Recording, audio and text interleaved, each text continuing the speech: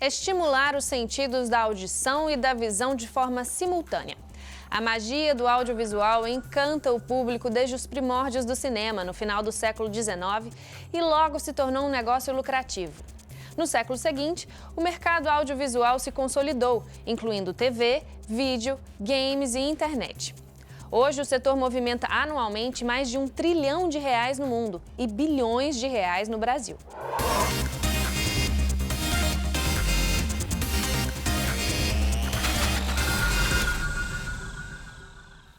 O mercado audiovisual brasileiro começa a despontar a partir de 1907, com a estruturação de salas de cinema no Rio de Janeiro e em São Paulo. Nesse período, havia algumas dezenas de salas em todo o país. Atualmente, são mais de 3.000 salas de cinema, centenas de filmes produzidos por ano, além de séries, animações, novelas e games.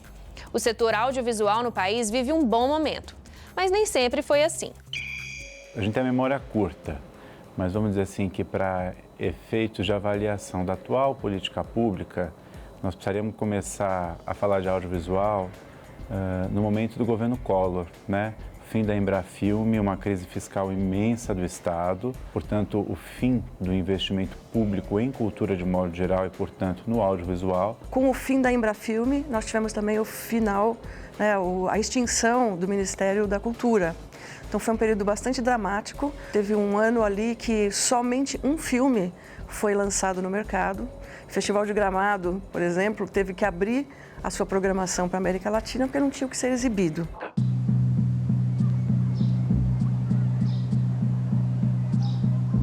Tem ideia de quem pode ter jogado a moça? Não faço a menor ideia.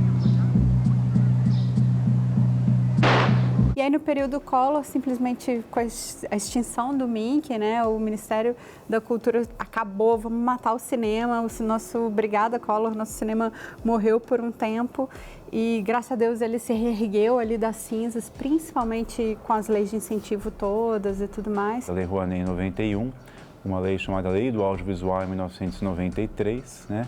E a partir do governo Fernando Henrique, uma acelerada progressiva naquele modelo de agência reguladora e, portanto, em 2001, a criação da Ancine, junto com outros 2 mecanismos de incentivo fiscal, os Funcines e o artigo 39. Então, o que a gente vê desde então, vamos dizer assim, é uma escalada progressiva desses mecanismos de incentivo à produção audiovisual. Em 2005 e 2006, você tem não só a criação de outros incentivos, mas você tem a criação do Fundo Setorial Audiovisual, né? A volta do investimento público puro, adicionalmente ao incentivo fiscal. Outro grande marco foi a Lei 12.485, né? Que criou cotas de conteúdo para os canais de televisão, né? Por assinatura, e foi também responsável pelo fortalecimento do Fundo Setorial do Audiovisual, né? O Fundo Setorial, que antes era importante, mas ele era pequeno, perto do que a gente tem hoje, né? Então era só a cobrança de obras nas salas de cinema e publicidade. Então, quando a gente passa a ter a contribuição também das programadoras, com o Condecine a gente passa de em torno de 100 milhões para uma captação de quase R$1 bilhão para o fundo.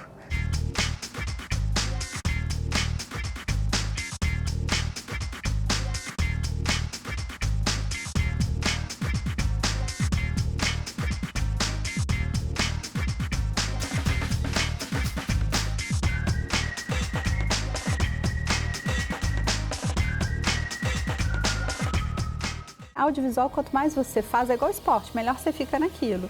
Então, a gente está ficando tão bom que já já a gente consegue andar pelas próprias pernas. E eu acho que com a entrada desses players novos e muitos dos players antigos também, tudo que é ficção, eles querendo fazer contrato de serviço e não de coprodução, querendo manter direitos, você fala, então você vai ter que botar dinheiro bom. Isso nos abre, né, já nos ajuda a andar com as próprias pernas. Eu acho que isso é tudo muito positivo. 80% do que é exibido no mundo é um conteúdo americano, né, produzido pelos Estados Unidos. Então, a gente tem muita dificuldade, todos os países procuram fazer, nas suas políticas públicas, uma série de incentivos e investimentos públicos para que a produção nacional também tenha algum espaço. Isso é muito comum. em muitos países, inclusive nos Estados Unidos. Eles tiveram, por exemplo, cotas de 100% na televisão por 50 anos, tiveram muitos incentivos públicos também para se tornar a potência que ele é hoje. Então, é uma dependência, mas que também ela mescla muito com hoje, como a gente já está mais forte, existe uma mescla bastante grande também com recursos privados. O nosso audiovisual brasileiro independente continua em grande medida dependente de financiamento público, tá? Ele é independente, mas ele é dependente de financiamento público. Existem casos, né, e são inspiradores de viabilização de conteúdo com, a gente chama de dinheiro bom, ou seja, dinheiro privado, com base em pré-venda, né, modelos cada vez menos incomuns, eu não diria ainda mais comuns, né, para a gente se inspirar, mas a produção independente ela depende dessas duas fontes de financiamento. Agora, costumo dizer em aula que o produtor não deve fazer uma associação automática entre querer produzir e financiamento público. Ele precisa dar o zoom out, ele precisa olhar o financiamento de uma forma um pouco mais ampla e entender aquilo como uma gama de possibilidades. Então, se eu pensar em financiamento privado, eu posso pensar em pré-vendas, eu posso pensar num troço mais clássico, tipo permuta, mas existem outras formas de alavancar investimento privado via crowdfunding, por exemplo. Os modelos de negócio são muitos. Até por conta das próprias políticas públicas, a gente tem em torno de 13 oportunidades diferentes de captação de recursos. Então, você tem o artigo 1º, que são as empresas privadas que podem, através de incentivos fiscais, investir no seu filme. A gente tem o artigo 3º, que são as distribuidoras, que podem investir no seu filme também através de incentivos fiscais.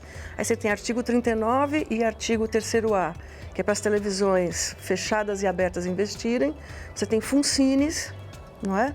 Você tem coproduções internacionais, que você pode, né, aliar a sua produção com recursos de diversos países. Fundo setorial, por exemplo, você tem diversas linhas, né, são completamente diferentes uma das outras.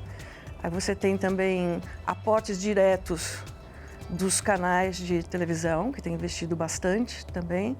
Você tem merchandising, né, para você buscar recursos para complementar a sua obra. Você tem linhas de crédito, né? Então é um rol bastante extenso de oportunidades de negócios. Tem tantos modelos diferentes no mercado que ajudam a gente a fazer cada vez produtos melhores e sem ter que botar a mão no bolso demais, porque os canais também estão num momento complicado de transformação e de entendimento agora desse novo jeito de assistir conteúdo, né, de consumo de conteúdo. Então, eu vejo modelos muito, muito bons praticados no mercado que eu falo, ai, que sacada boa, eles conseguiram usar fundos diferentes, modelos diferentes, às vezes parceiro internacional, VOD e outro parceiro de TV paga ou TV aberta junto. Será que é uma animação que dá origem a um game ou será que é um game que vai dar origem à animação? Será que tudo partiu de um longa-metragem ou será que eu sou a porta dos fundos e primeiro comecei a soltar pílulas numa forma de VOD que a gente chama de VOD gratuito, no sentido de que o usuário não paga por ele, mas que só é viabilizado porque tem anunciante, né?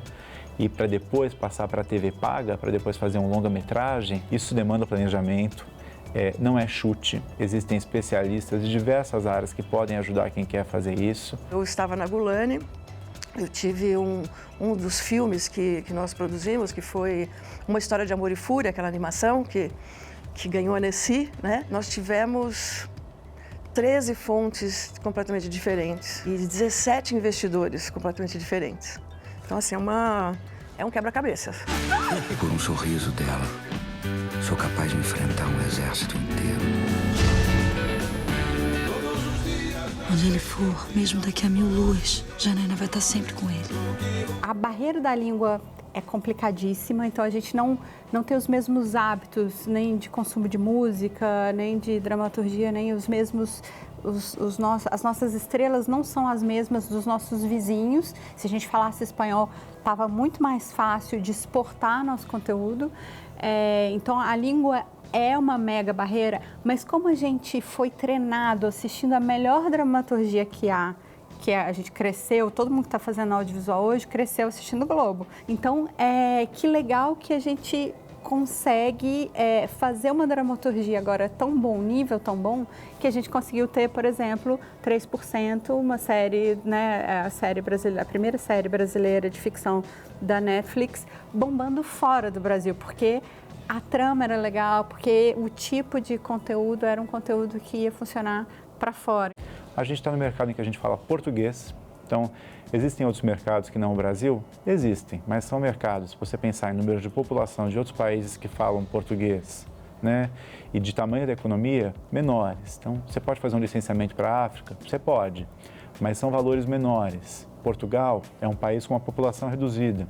Existe esse gargalo que a gente tem em relação ao potencial de exportação. Há muitos anos que os produtores e o Ministério da Cultura, a Ancine, se empenham para inserir o nosso produto, as nossas obras no mercado internacional. Então, por isso é muito importante a participação nos grandes festivais, porque ali é uma vitrine para o mundo. Vários filmes nossos brasileiros foram vendidos para mais de 70 países.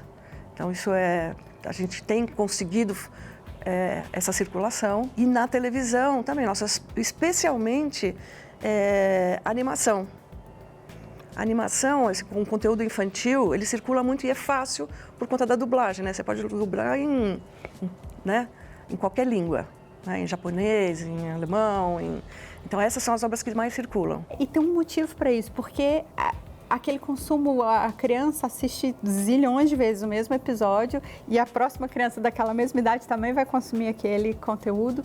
E isso te dá uma possibilidade de licenciamento de bonequinho, caderno, mochila, arará, que vira um negócio gigantesco. Então, o melhor caso que a gente tem de audiovisual no Brasil hoje é a Galinha Pintadinha. Eu sempre fico pensando assim, eu queria ter feito Porta dos Fundos ou Galinha Pintadinha? Galinha Pintadinha, sem a menor sombra de dúvida. Os telejornais noturnos. Séries e documentários. Cinema e série. Ultimamente não assisto nada. Telenovela. Ultimamente, quando a gente abre a televisão, é só falando de coisas ruins, dessa política suja que nós temos. Eu desisti da televisão em função da qualidade muito ruim. Evoluiu tanto na qualidade, questão de vídeo e de imagem. Está tendo uma melhor qualidade no que está sendo produzido aqui no Brasil. Na quantidade eu percebi, né, que hoje em dia lança-se muito mais filmes nacionais. Tem evoluído bastante, pelo menos a parte dos filmes, cinema, sim. Mas a qualidade não. Antes era muito levado para pornografia, essas coisas, e hoje eu estou vendo que está tendo mais conteúdo. Eu sou a favor, mas assim, tem que ser um pouco mais criterioso, né? Sim, super a favor. Mas acredito que não, acho que cada emissora tem que estar arcando. A gente vê aí muitas obras, mas a qualidade é muito baixa, né? Porque possivelmente o lucro obtido com isso será repassado somente para eles. Desde que seja algo produtivo, né, benéfico, eu acho que é super válido, assim, culturalmente. A produção nacional de longas-metragens, séries e games aumentou consideravelmente nos últimos anos. Estimulado pelas políticas de fomento, o setor audiovisual brasileiro continuou crescendo, mesmo em tempos de crise econômica. Com um novo cenário político e econômico, qual será o futuro do mercado audiovisual no Brasil? O audiovisual cresce, independente da crise, e ele cresce no mundo inteiro. Os estudos que nós vemos no mercado internacional apontam que a tendência é de continuar crescendo, que é a indústria do entretenimento. Com a convergência das mídias, especialmente, o público, o consumidor, quer cada vez mais conteúdo e quer conteúdo original, né? Então, é uma máquina que não tem fim, o que é excelente, né? Então, as pessoas querem mais games, elas querem novidades dos games, elas querem mais séries, né? Você não quer assistir de novo a mesma série, você quer novidades, né? As novelas, você quer ver filmes novos. Se a gente acompanha números via esses relatórios mundiais, tipo Price, que vem de mercado de entretenimento, a gente percebe que o entretenimento ele cresce em geral, né, nos diversos países, que existe, é um setor em expansão. Em momentos de crise econômica, ele não é diretamente atingido, principalmente porque tem um potencial reprimido muito grande ainda de entretenimento em países como o nosso, que a gente tem um déficit de infraestrutura. O mercado audiovisual cresce nesse momento porque você não tem dinheiro para sair para ir para o cinema e você vai assistir coisa em casa. E você vai assistir coisa em casa pagando Pay TV ou pagando um Netflix ou infelizmente baixando, porque a pirataria ainda é gigante no Brasil.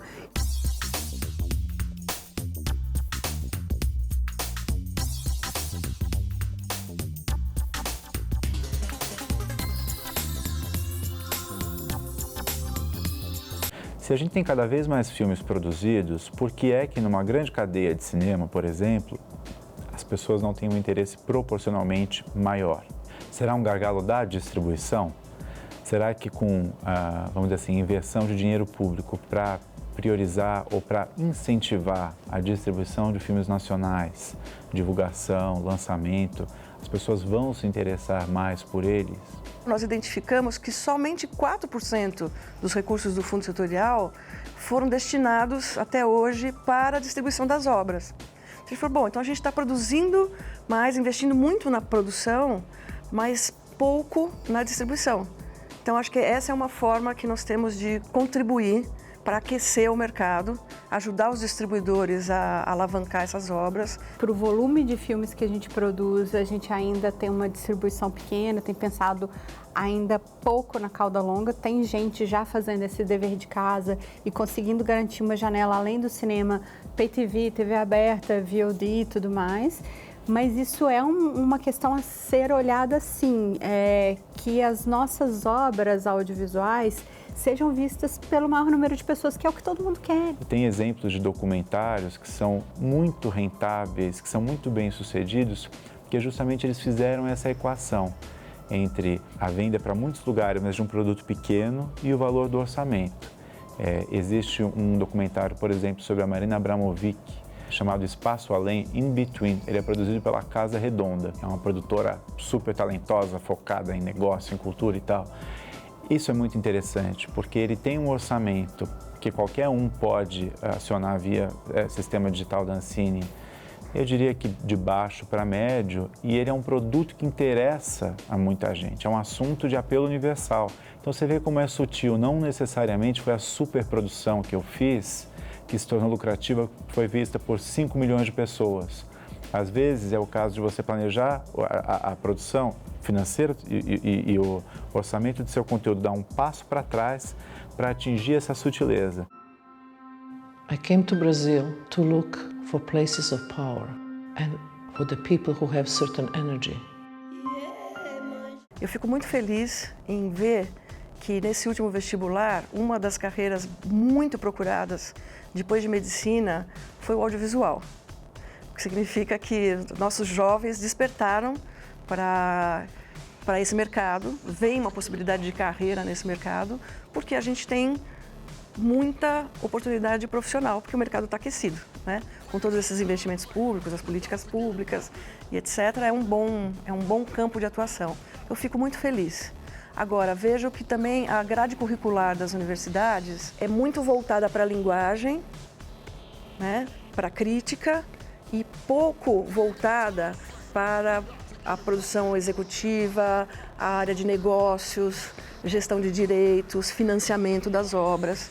Então eu vejo que muitos jovens saem com muita vontade de atuar no mercado, mas sem o preparo suficiente para competir nesse mercado.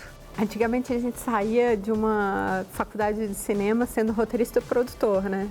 Roteirista ou diretor. Ninguém queria achar o dinheiro, encontrar os melhores caminhos, ninguém queria fazer distribuição, enfim.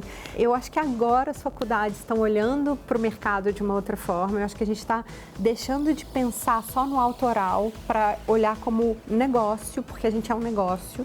A gente faz mais dinheiro do que o turismo no Brasil, o que é surreal. Um setor que também está crescendo muito e que no mundo fatura mais do que as salas de cinema é o mercado de games. E nós precisamos investir e criar projetos de lei para que se fortaleça essa produção nacional.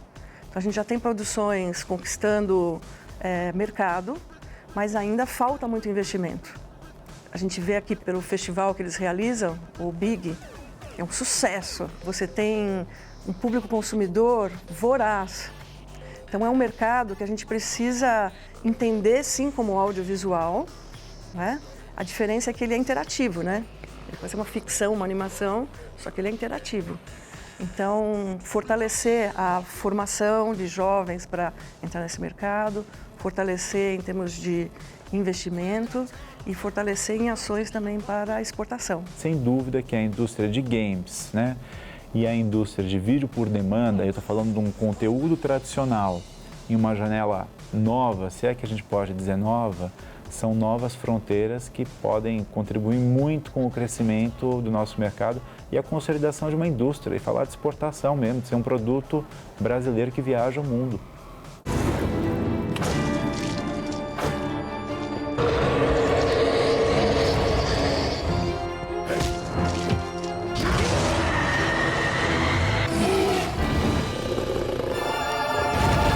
Eu sou mega a favor da descentralização, né? Tipo, entrei pro History, a primeira coisa, foi botar lá o Eduardo falando aquele gauchês, Eduardo Bueno, adorei. Depois a gente fez um infiltrado que também falava um mineirês assim, andando, comendo, não era andando e comendo. E foi muito legal. E aí agora a gente tem uma produção com uma produtora baiana, que é a Movioca, estamos super felizes de fazer com eles, uma série para o Lifetime. Eu vejo uma efervescência em Recife, eu vejo que o Cone está cada vez mais forte. Produtoras do Sul, assim, bombando com coisas muito, muito legais. Que legal que o Fundo Setorial olhou para isso de outra forma e conseguiu adaptar de tal forma que o modelo de negócio fique mais atraente para todos os players. No Fundo Setorial, o investimento ele é, vamos dizer assim, concretizado por meio de editais. Sei lá, então, se você quer produzir para a TV, você é o produtor, você que vai propor, existe um edital para você. Se é uma obra cuja primeira janela é cinema, existe um outro edital. Ele tem essa lógica. Em todos os editais, por exigência do Regulamento Geral, que é uma espécie de Código Civil, de Constituição, que diz o que todo edital tem que ter, existe previsão, existe uma reserva para regionalização. Então, existem incentivos nesse sentido. Exemplo, Prodave 1, edital, né, em que o produtor apresente seu projeto pedindo ao fundo investimento numa obra que, se investida pelo fundo, estreia em TV, num canal determinado. Ali você tem uma reserva do total do orçamento destinado para aquele edital, sei lá, 50 milhões de reais para a Prodave 1. Pelo menos 30% desse valor precisa beneficiar projetos de produtoras do Norte, Nordeste e Centro-Oeste e pelo menos 10% Sul, Espírito Santo e Minas Gerais. A questão de gênero e raça é grave, assim como era a questão regional também, né? Que poucos cineastas, poucos jovens formados em outros cantos do país tinham acesso a essa produção, né? Desejo não faltava, né? Tinha dificuldade de acesso. Na questão de gênero e raça, a gente tem uma dificuldade muito grande. Em torno de 20% de mulheres apenas, foi dizendo um pouquinho menos de 20%, por exemplo, em 2016, que dirigiram filmes ou roteirizaram filmes. Mulheres negras, nenhuma. As mulheres negras nem na produção executiva, onde as mulheres têm mais espaço, que é em torno de 40%. Há uns 2 anos atrás, a convite da Malu Andrade, que era da SP Cine, a gente juntou um grupo que tinha mais ou menos umas 20, 30 mulheres. E aí a gente criou um grupo no Facebook, que hoje tem mais de 16 mil mulheres. Então a gente se apoia, a gente posta vaga de trabalho, a gente consegue montar equipes mais femininas. Mas isso ainda tem um caminho, porque os canais todos e as produtoras ainda são muito geridos por homens. Então, enquanto a gente não tem mulheres nos papéis de decisão, com o dinheiro na mão, né, dinheiro é poder, isso ainda é um caminho que a gente tem que conseguir crescer, enfim. E tá chegando, tá indo, estamos no caminho certo. A ascensão do mercado audiovisual no Brasil fica evidente na quantidade e na qualidade de produções para cinema, TV e internet. Nunca tivemos tanta diversidade de conteúdos nacionais nos mais diversos meios. mas ainda há muito o que melhorar, como na infraestrutura do setor, na distribuição de conteúdo e no aperfeiçoamento das políticas públicas. Que bons ventos soprem a favor da indústria audiovisual.